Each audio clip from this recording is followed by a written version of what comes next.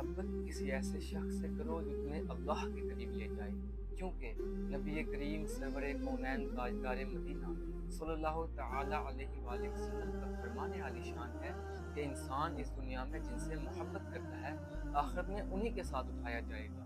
تو محبت کسی ایسے شخص سے کرو جو تمہیں اللہ تعالیٰ سے محبت کرنا سکھائے، وہ محبت ہی کیا جو تمہیں اللہ تعالیٰ سے دور کر دے۔ شاعر بہت خوب فرماتے ہیں، گرتے ہیں سجدوں میں ہم اپنی حسرتوں کی خاطر اقبال، اگر گرتے صرف عشق خدا میں تو کوئی حسرت ادھوری نہ رہتی۔ الا ان اولیاء اللہ لا خوف علیہم ولا هم یحزنون۔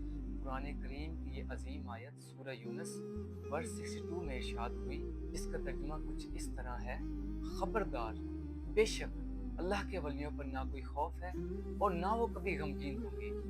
وہ جو سچے ایمان والے ہیں، جو دن رات اللہ سے ڈرتے ہیں اور صرف اسی کی ذات بابرکت پر یقین رکھتے ہیں، اللہ کی رضا کو اپنی خواہش پر ترجیح دیتے ہیں، چاہے دنیا کتنی ہی بدل جائے، اللہ کے ولی کبھی تنہا نہیں ہوتے، اللہ خود ان کا محافظ ہوتا ہے۔ ہمیں چاہیے کہ ہم ایمان کو مضبوط کریں، تقوی اختیار کریں، اللہ کی رضا کو ہر چیز پر مقدم رکھیں، گناہوں سے بچیں، نیک اعمال سے سبقت لیں۔ اللہ کریم ان تمام صفات کو اپنی عملی زندگی کا حصہ بنانے کی توفیق کامل عطا فرمائے۔ اللہم اجعلنا من اولیائک، اے اللہ ہمیں اپنے اولیاء میں شامل فرما، آمین یا رب العالمین۔